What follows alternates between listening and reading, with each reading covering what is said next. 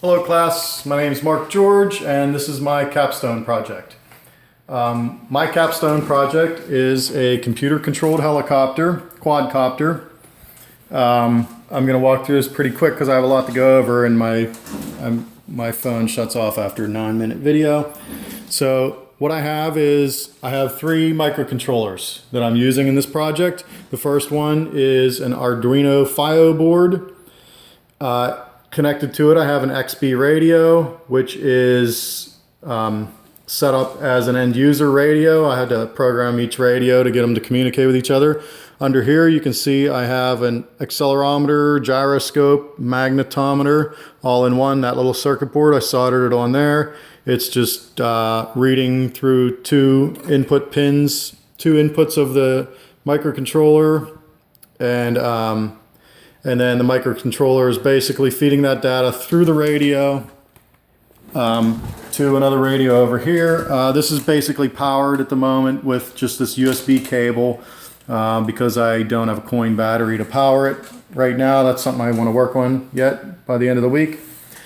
So the data that's coming from that radio is going to this radio, and the Arduino Uno microcontroller here is simply acting as a wireless USB, basically. It's receiving data and sending it up through the serial port. My other microcontroller is this Arduino Nano board here. Basically, all it's doing is adjusting the... So first I have the battery pack from the original controller. I have the circuit board from the original controller, and I removed 2 well, actually 4 potentiometers, 4 manual potentiometers. I removed them and I wired them into this EET402 digital potentiometer. It actually has 6 pots on it. I'm using 4 of them because I have 4 axes to control. And then it is receiving data via this Nano. It's SPI protocol is what it's communicating. And then that's through another USB serial port to the computer. So I'll go over quickly the programs that are on each of these microcontrollers. The first one is the program that is on the helicopter itself. This is kind of a borrowed program. It's an example of how to communicate with the gyroscope, accelerometer. You know, you can get this from the manufacturer's website. But basically, it's got a lot of serial. It gets sets up a communication serial port, prints a bunch of stuff to the screen. Mainly, what it's doing is it's doing a little bit of math. It's taking the raw data and giving me usable data that it's just printing to the serial port. The usable data is basically like a heading, a real heading number, and a pitch and roll number that it's sending to the serial port, which in this case is the radio there, which is being received by this radio here, which I had to set up as a coordinator radio, which can send and receive to any radio in its range. The end user can only send to the coordinator. So anyhow, so now the program that's on the Arduino Uno board is this one here. It's very simple. I called it the coordinator program. So all it does is act like a wireless USB. It just checks if there is any XB data available and writes it to the serial port. That's all. Sets up communications at 9600 baud, which is kind of a pain. It's giving me trouble right now, which I'll show you why. And here, what we can do right now is read that data.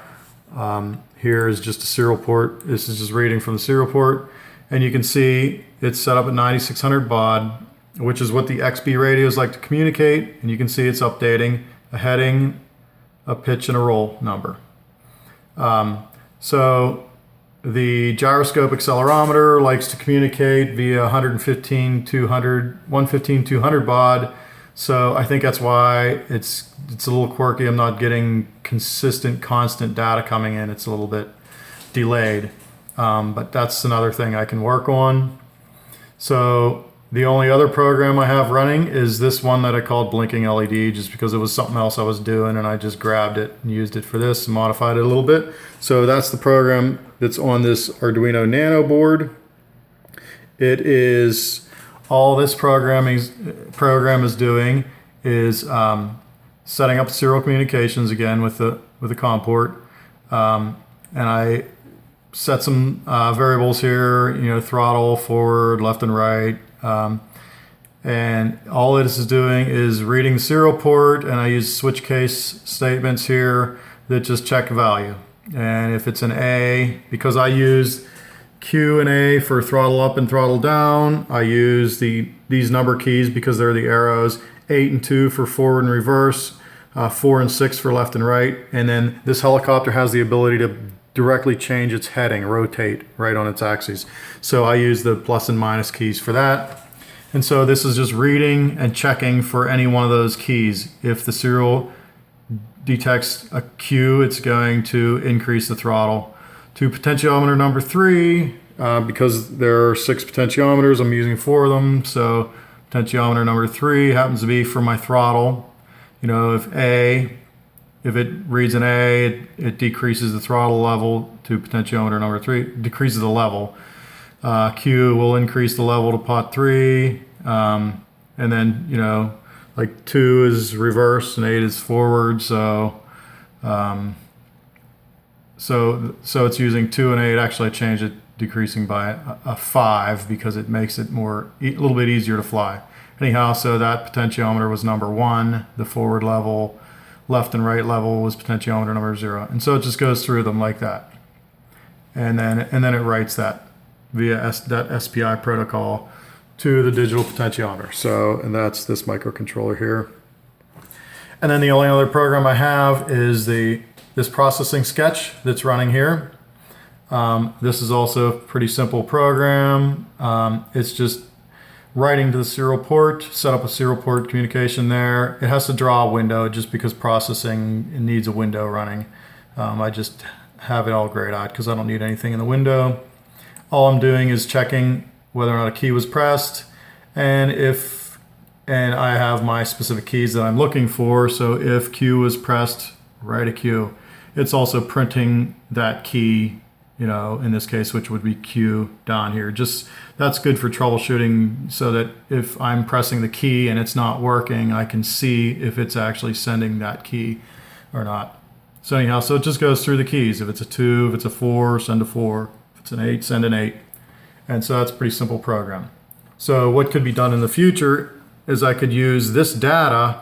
I can read from this port that data in, and then I can change what gets sent according to that data. So if I have a negative on my, you know, pitch and I want to make it 0 or a positive, I can change how many A's I send or whatever the case may be. Okay, so to get this thing running here real quick, we already saw my feedback data from the gyroscope accelerometer, and I can maybe show that. It's going to be tough to fly this with one hand. So to communicate, let me turn the helicopter on. To get it communicating, I got to turn on the controller. That's just the original controller I'm turning on. And so it needs to see a full throttle up and down before it starts to communicate with the helicopter. And once I go all the way up, and oops, I was afraid I'd do that. Okay, so I have to hit play. I have to hit run. No, I have to hit backspace first. Okay, so I have to hit run and click in this window. Now, when I hit Q and A, see I throttled up and back all the way. You heard the beeps. That means it is communicating with the helicopter. So now I'm going to hit Q to give it some throttle. And I'm not going to fly this around because I only have one hand, and it'll just crash. So, and if I gave it full throttle, it would just fly up and smash into something. So I'm just going to give it enough throttle to barely lift off. And then I'm going to move it forward and backwards with the 2. See? That's the 2. Forward is hitting the 8 key. Let me hit the 6 to go right a little bit. And the plus and minus should make it rotate, which makes it really hard to control. See that? Plus, minus. Uh-oh, we're going to crash. So if I hit the plus a little bit, I'm going to hit the plus key to rotate towards me. And now we're going to see that heading has changed. Heading is 63 degrees, 0.35. So now I'm going to hit the minus key to let the helicopter move to the right a little bit, which may crash. We move to the right a little bit. Then my heading should have went down. See, it went down to 46.31. And whenever it scrolls again here, okay, now it's at 72. And it just shut off because the batteries died. So that's basically what I have. I hope you liked it.